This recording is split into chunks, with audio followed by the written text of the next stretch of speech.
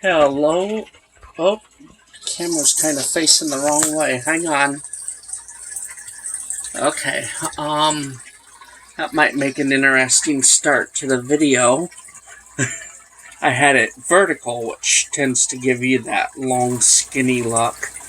But I've turned it around, so we'll see what happens. Anyway, I'm back with another video about spike behavior on phalaenopsis, because I got this idea in my head to, I guess, learn all I can about spikes. And I noticed something on the new plant here. Something I've seen before. I've got a purple plant over by the fridge. If you've seen older videos, you might have heard me refer to it as Mr. Slow. Seemed to always be the last one to bloom. Never really did anything in a hurry. That's my purple one, which is not even worth putting on film because it is currently doing its best to die. I would say its very best. But getting back to this one, it seems to have the same blooming habit. That is, put out a spike, bloom, and then consume the whole thing. You can see it did that with the first spike. It had 2 spikes this year. They're not mine, but still, it had 2 spikes this year. The first one, the blooms dropped, and the spike is nice and brown. Good candidate for cutting. I don't see any life left in it. So, if I cut it, nothing's going to get in through the wound, because there's not really a wound. Well, the second one, you can see it's done blooming. That's the last bloom that hasn't fallen off yet. But when I noticed that, almost immediately, I noticed the condition of the spike, because that was my next thought. Okay, the blooms are done. What is the spike doing? Well, the spike is almost dead already. Depending on what the color decides to do. But you can see it's not nice and green like that leaf. It is already turning yellow. The spike is dying basically at the same time as the blooms. Well, that spike's not going to live. Mr. Slow, the purple one, kind of did the same thing. I would say almost immediate, because this is immediately. What this one's doing is immediately. But I kind of thought that the purple one, Mr. Slow, was doing it immediately. Well, it gave the blooms a little bit of time to be dead. Its spikes would live, I don't know, a month or 2 after the blooms were dead. And then it would cut nutrients and the spikes would die. This one is doing it immediately. You know, that flower's not even gone yet.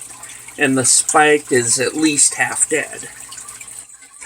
So I guess it's showing me the definition of immediate. Now, this one over here, the only one that has old spikes, and it's losing a matriarchal leaf, the back leaf. So if you see some yellow, that's what that is. The matriarchal leaf is dying. But it's got this old spike that's about 3. I looked on my Facebook a little while ago, and I determined it's about 3. Some early videos have it at 3. I guess they're wrong. I was guessing. It seems like this spike has been around forever, so... But I guess it's only about 3 years old. This one is like this year's. It even though it ate half of it first, it's hanging on to what's left. It keeps its spikes for a while. The one beside it keeps its spikes for a while, even though it currently doesn't have any. Like I say, nobody's got spikes except this one with the old spike. Well, and this one, and it's not going to have spikes soon enough. The difference, this one's not really a contender for, how long the spikes can live, what the spikes do. It's not much of a contender for anything other than how well do I grow phalaenopsis on a mount. And it might not even be good for that because, as you can see, the mount is red. You can grow phalaenopsis on bricks. Another YouTuber, Rick L, has pretty well put that one to rest. Yes, you can grow a phalaenopsis on a brick like this. His brick was gray. Does the red make a difference? Who knows? I've never seen a phalaenopsis grown on a red brick like this. But the difference other than that is it doesn't get the tank water. Yeah, this, it's sitting on a fish tank. It doesn't get this tank water that everybody else does. That was the tapping. I was tapping the top of the tank. Everybody, including just the regular house plants, this tank water is what they get for their sole nutrition. This one might have recently seen, different fertilizer from the grower that it came from. But even once at, I think I got this one at Safeway, I don't suspect that they fertilize their plants anymore. So then it went to water with ammonia in it, most likely, because I've tested the city water, and that's the one thing that you get. I can't give you a TDS for, just ammonia. For one thing, there's other things in it. And for another, it is believed that TDS, not being a salt or a solid, whichever way you want to go, some people say solid, some people say salt. I've kind of gotten into that. The last person, I think, ended with, total dissolved stuff. Stuff can be a lot of things, but apparently it's not ammonia, because it's believed, at least by some, that those TDS meters don't pick up ammonia because they're not a total dissolved salt solid, or I guess even a stuff. Okay, I'm done making fun of this stuff thing. But apparently TDS meters don't pick up on either form of ammonia because they're not a salt or a solid. Salt and a solid? Yeah.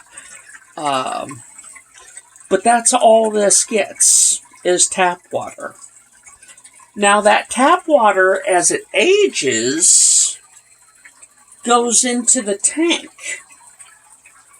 So it shares water with everybody else, but nobody shares water with it. Talk about a backwards way of doing things, huh? The new plant shares water with everybody, but nobody shares water with it. So it can give everybody in the house whatever it has, but nobody in the house can give it anything. Okay, yeah. He really needs to get his priorities in order. Okay, yeah, I know how the saying goes. Ron was talking about Hermione after all. Yes, I've got it wrong. But I'm not Hermione, so he really needs to get his priorities in order. Will suffice for this. I wish I could put that screen grab of that clip up. Yeah, Ron was talking about Hermione, but I'm not Hermione. So that's what it gets. It gets tap water, and the main thing that seems to be in the tap water is ammonia. Kind of gross, and the local water municipality might not like that, but it's a fact. Yes, I use, an aquarium test kit for hobbyists, but I don't care about the numbers on the chart. I put it on video. It went from colorless to a significant yellow-green color. That's not acceptable for a well-maintained fish tank. But apparently, we should drink it. As humans, we should drink it. But no aquarium hobbyist would like that level of ammonia in their fish tank. Huh? Got me on that one.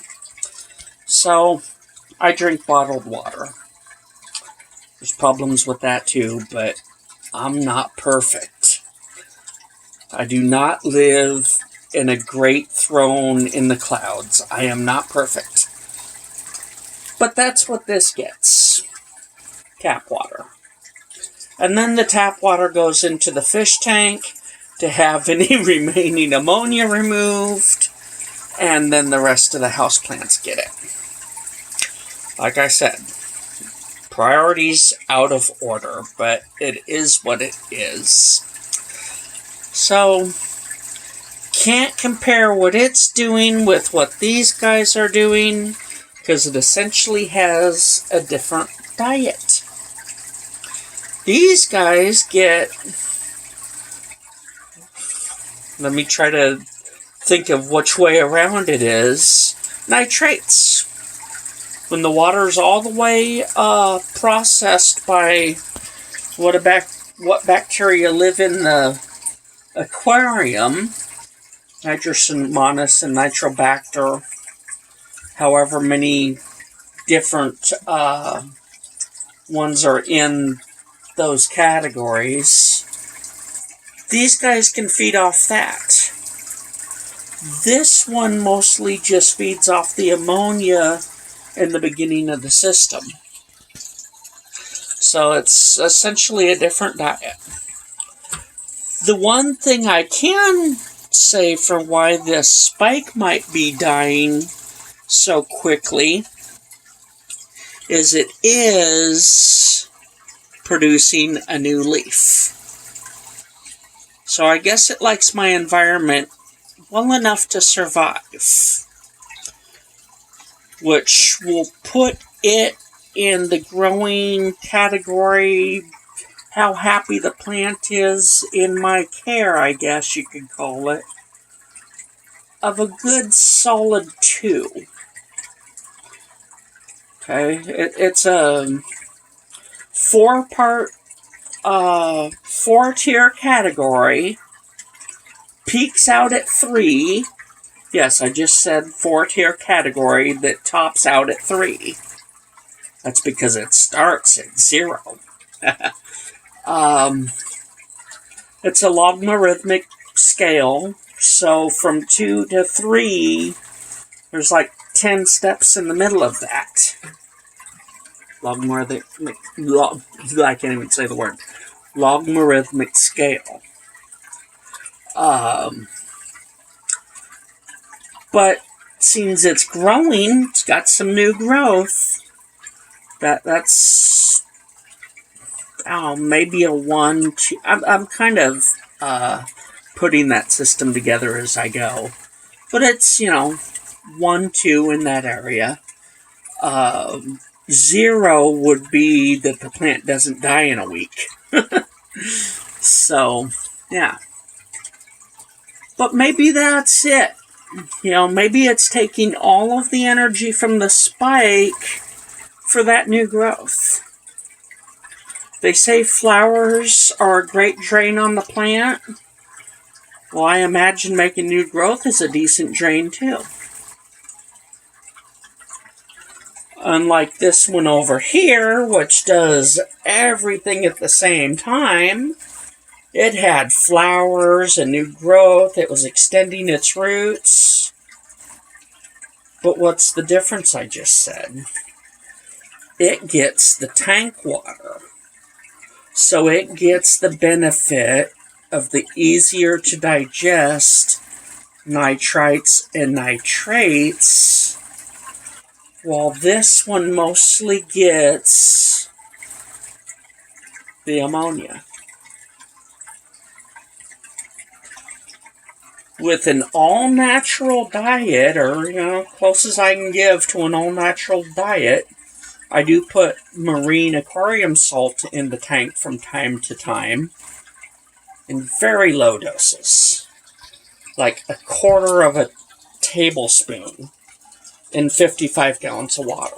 That's very low doses, but it brings all of those minerals that marine fish need into the water. Now, some days they might get more of one than the other because there's been talks on YouTube about, the granule size and what's in, a tablespoon, a cup, a gallon of this stuff. But I figure over time, it still gets everything. So you can make like a bulk supply and melt it down, or you can just do the average of time, and I think that does the same thing as making a big solution. So it gets natural, the natural process that nature does to water anyway, minus that last step, because to convert the nitrates into a gas that precipitates out of the top of the water, you need a bacteria that doesn't like oxygen. It's like, it's... Oh, the terms are not coming into my head today. But it's the opposite of the first two. Those two are oxygen-loving. This last one that exchanges the nitrate into a gas, it doesn't like oxygen. I'll put it in those simple terms because the complicated ones are not coming to mind. So it gets that much of the natural process, 2/3 of it basically, in the tank water that I, get naturally. And then I dump in the marine aquarium salt in very small amounts. And it gets all those minerals. Boron and nickel. I think there's a little bit of nickel in there.